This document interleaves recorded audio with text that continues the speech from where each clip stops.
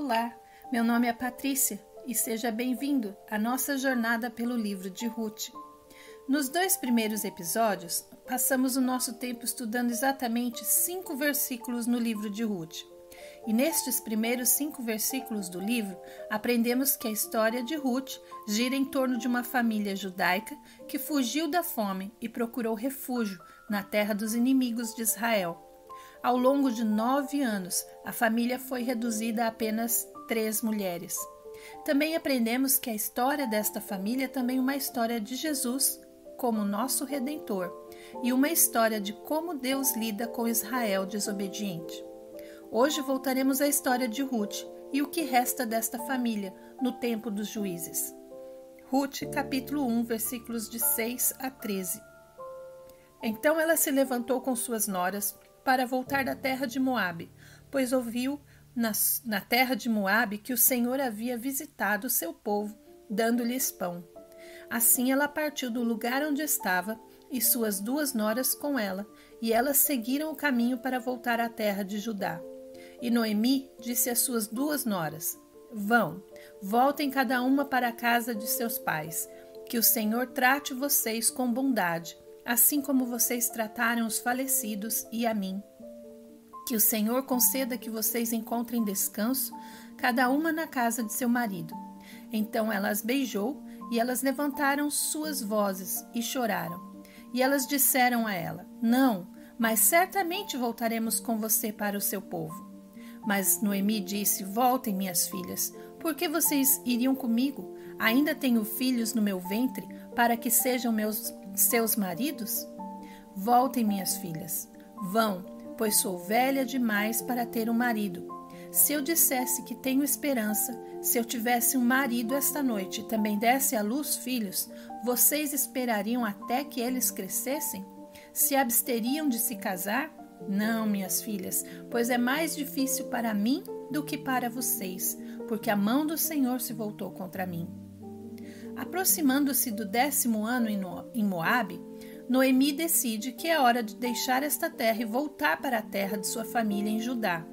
Mas o que a leva a sair agora? Não pode ser apenas a morte dos seus filhos, afinal, ela já estava desolada pela morte do seu marido há alguns anos. E no versículo 6, fomos informados de que Noemi ouviu notícias de que as coisas melhoraram em sua terra natal. Especificamente, ela ouve que o Senhor visitou seu povo e está dando-lhes pão, indicando que a fome e a seca terminaram na terra. E mais importante, as pessoas reconheciam que a chegada de tempos melhores era resultado da vontade soberana do Senhor, assim como o tempo de privação que foi dirigido por Deus. Agora, essa bênção é resultado da direção de Deus. E como resultado do retorno do alimento a Judá, Noemi, então, decide voltar para casa. Mas o que fazer com suas noras viúvas? Na cultura daquela época, uma mulher deixava a casa de seu pai e se juntava à casa e família do seu novo marido. Em certo sentido, elas não faziam mais parte da família de seus pais, então elas se tornavam membros de uma nova família, uma nova tribo. Então, quando Orfa e Ruth casaram-se com Malom e Quilion, elas se tornaram parte da casa de Elimeleque. E mesmo depois da morte de Elimeleque, essas mulheres permaneceram parte de sua família, já que seus maridos receberiam a herança de Elimeleque. Mas agora até mesmo seus próprios maridos morreram, deixando as mulheres conectadas a uma casa sem homens. Seus laços familiares são muito tênues, quase invisíveis neste ponto. Ninguém as culparia por se afastarem desta família e voltarem para a casa de seus pais. O futuro de qualquer mulher sem marido naquele tempo era muito sombrio. Elas teriam poucas opções de sobrevivência. Não possuíam nenhuma terra para sobreviver, já que Elimeleque não era moabita e abandonou a sua propriedade em Judá. E mesmo que voltassem para Judá, para sua herança, a terra era agrícola, estaria coberta de mato e incapaz de ser cultivada sem um esforço significativo. E essas mulheres provavelmente não tinham a força física ou os recursos e a experiência para trabalhar a terra desta maneira. então provavelmente estavam destinadas a serem mendigas. O pior de tudo é que essas mulheres eram improváveis de atrair novos maridos, já que haviam sido dadas em casamento uma vez antes. Então elas não eram mais tão atraentes para um pretendente em potencial. E isso era especialmente verdadeiro para Noemi, a mulher mais velha. Pelo menos as suas noras eram mais jovens. Se elas se separassem de Noemi e voltassem para suas casas, teriam uma chance decente de serem aceitas por outro homem um dia. Mas se ficassem com ela, teriam poucas razões para ter esperança. Noemi reconheceu a situação pelo que ela é. Então, num ato de misericórdia, ela tentou persuadir suas noras a abandoná-la para o próprio benefício delas. No versículo 8, Noemi abençoa as mulheres, pedindo que o Senhor seja tão bondoso com elas quanto elas foram com seus falecidos maridos. Vemos que essas noras eram amadas por Noemi. Além disso, ela também pede ao Senhor que lhes conceda descanso do julgamento e da incerteza da viuvez. Descansar na casa de um marido é um eufemismo para um novo casamento. Quando Noemi sugere esse plano pela primeira vez, as mulheres abraçam e em lágrimas diante da perspectiva de ver sua família miserável se desintegrar ainda mais. As jovens declaram que não abandonarão Noemi. Mas Noemi não quer isso, ela insiste que partam. Então ela começa até a se entregar a um pouco de autopiedade, o que é muito compreensível. Sarcasticamente, ela pergunta se tem mais 2 maridos esperando em seu ventre. Em outras palavras, Noemi não poderia ajudá-las em seu objetivo de se casar novamente. Ela não dará à luz mais filhos em sua idade e, portanto, elas não têm razão para se apegar a ela. Na verdade, Noemi diz que mesmo que tivesse esperança de se casar novamente e mesmo que tivesse mais 2 filhos, como essas noras poderiam esperar tanto tempo? Ela termina o seu argumento dizendo que a mão do Senhor se voltou contra ela. Então, quem gostaria de fazer parte deste futuro? Ela está dando a essas jovens permissão para serem um pouco egoístas nestas circunstâncias. Elas naturalmente estavam se sentindo obrigadas a ficar com sua sogra, já que Noemi provavelmente precisaria de sua ajuda para se virar. Mas ficar com ela provavelmente significaria perder a oportunidade de até mesmo se casar novamente. Então Noemi as libera dessa obrigação. A sua insistência permite que cada mulher tome a decisão do seu coração. E o que acontece a seguir é um reflexo do coração de cada uma. Ruth, capítulo 1, versículos 14. E elas levantaram suas vozes e choraram novamente. E Orfa beijou sua sogra, mas Ruth se apegou a ela. Orfa decide aproveitar a oportunidade para abandonar este navio que está afundando. Ela beijou Noemi como um gesto final de amor e parte. Ela amava Noemi, mas não o suficiente para sacrificar os seus próprios desejos. Em certo sentido, Orfa valorizava um casamento com o futuro marido mais do que o seu relacionamento com a sua sogra. E como Noemi deu a ela a chance de escolher, ela escolheu um marido. O seu nome reflete o seu coração. Orfa significa teimosa ou de pescoço duro. Seus interesses pessoais vieram antes dos de Noemi. E então agora temos Ruth. No final do versículo 14, diz que Ruth se apegou a Noemi. A palavra apegar-se também pode significar unir-se ou juntar-se. A palavra não indica apenas que Ruth ficou com Noemi, mas que se comprometeu com ela para sempre. Ela fez um compromisso de que passaria o resto da sua vida na casa de Noemi, mesmo que isso significasse que ela nunca se casaria. Noemi importava mais para Ruth do que até mesmo a perspectiva de um marido e filhos. E a explicação para a dedicação de Ruth está nos próximos 2 versículos. Então ela disse: Eis que sua cunhada voltou para o seu povo e para os seus deuses. Volte atrás da sua cunhada. Mas Ruth disse: Não me inste a deixá-la ou a voltar de seguir você. pois onde você for, eu irei, e onde você pousar, eu pousarei. O seu povo será o meu povo, e o seu Deus, o meu Deus. Onde você morrer, eu morrerei, e lá serei sepultada. Assim me faça o Senhor, e pior, se qualquer coisa, exceto a morte, nos separar. Noemi, então, sugere a razão no versículo 15, quando se refere ao caminho de Orfa. Ela voltou para o seu povo e para os seus deuses. Noemi deve ter sentido que a lealdade de Orfa a Moabe ia muito além de apenas encontrar um marido. Ela foi atraída de volta à adoração pagã. O Deus de Elimeleque, o Deus de Israel, nunca tinha feito uma impressão muito grande no coração de Orfa. Então, quando as coisas ficaram difíceis com Noemi, não havia mais nada segurando ela. Mas então vemos Ruth.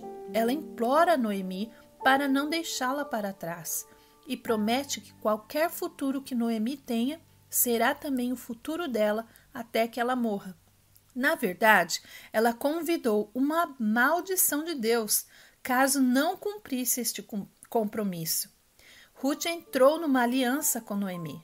A razão dela para o seu compromisso é estar entre o povo de Noemi, o povo judeu, e ter o Deus de Israel como seu Deus.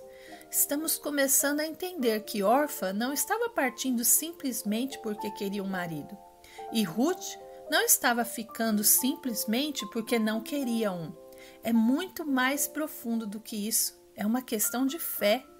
Orfa não encontrou nada particularmente atraente no Deus de Israel. E ela não tinha afinidade com o Deus de Israel. Orfa é a prova de que você pode tirar a garota de Moabe pagã, mas não pode tirar Moabe pagã da garota.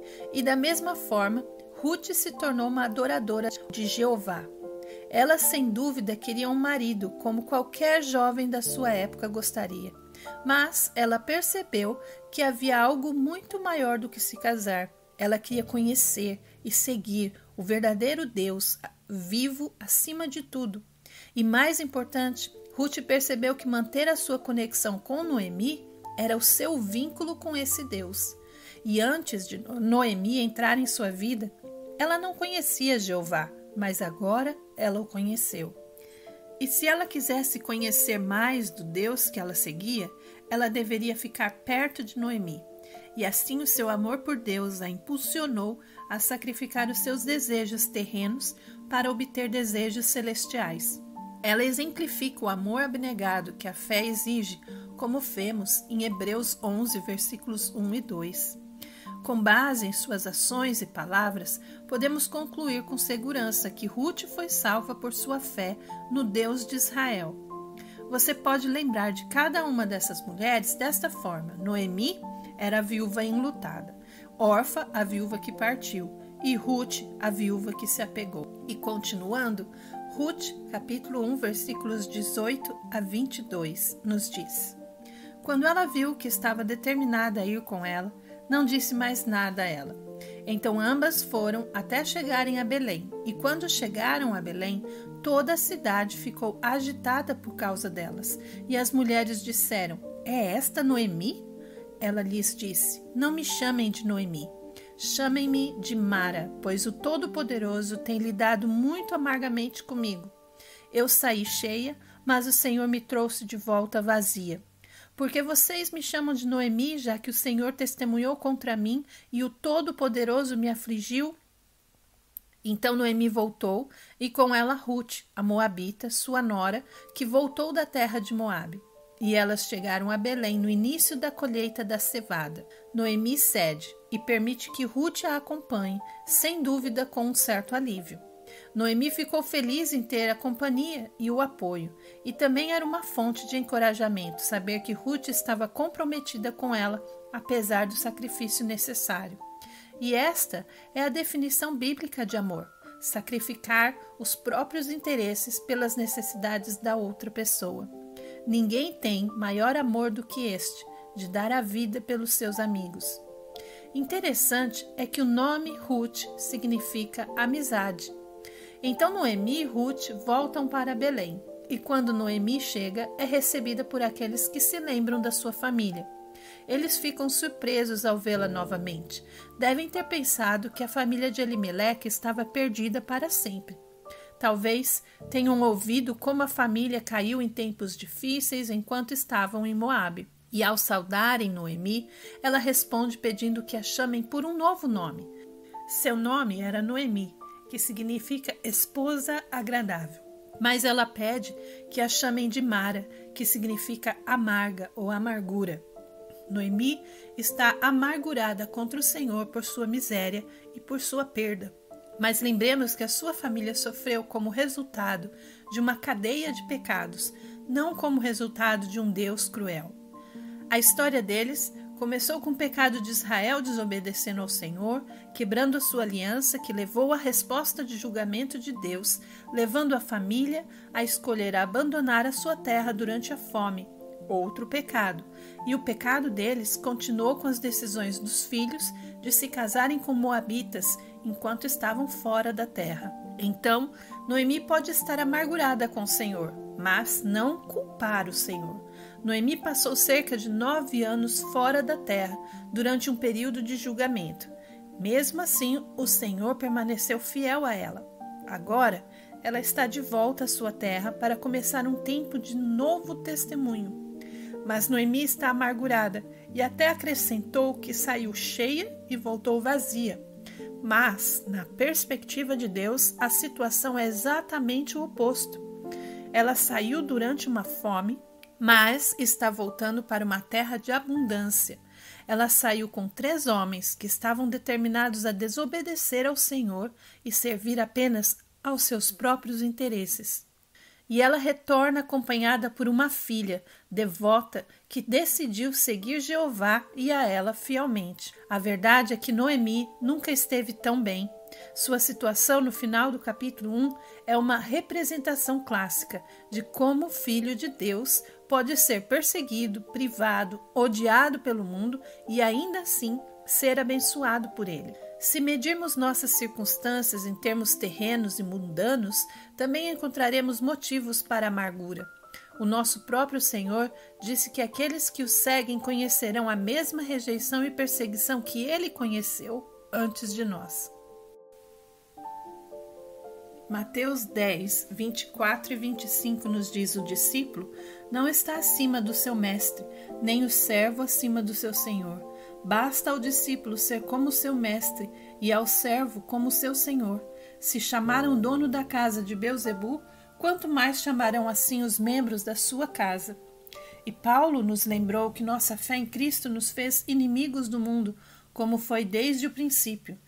Gálatas 4, 28 e 29 diz: E vocês, irmãos, como Isaque, são filhos da promessa.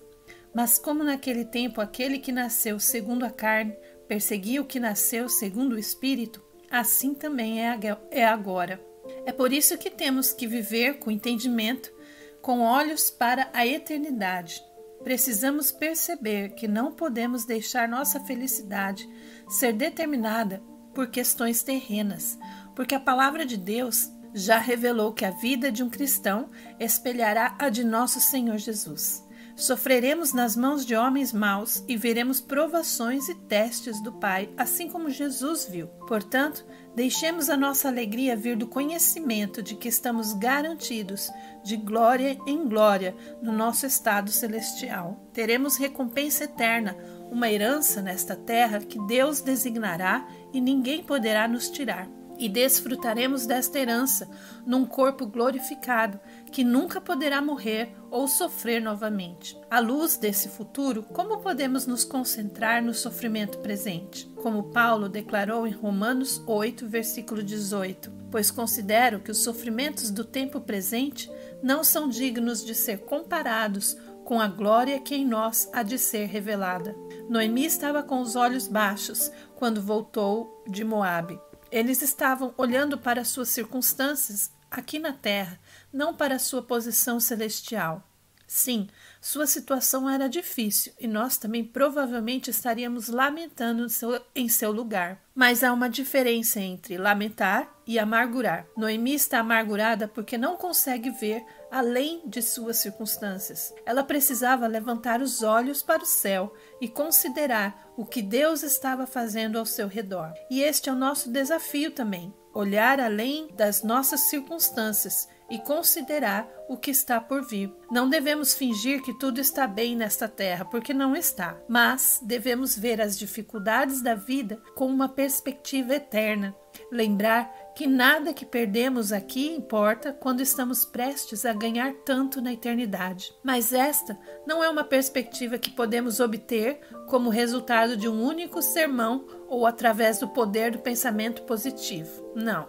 Ela vem naturalmente à medida que amadurecemos espiritualmente, lendo, estudando e meditando na palavra de Deus, considerando o exemplo dos santos que vieram antes de nós, seguindo o exemplo do nosso Senhor Jesus Cristo. Quanto mais a palavra de Deus influenciar os nossos pensamentos, menos nos importaremos com o mundo que está passando. E no próximo episódio retornaremos para considerar Noemi e Ruth, na segunda história de Israel e Jeová.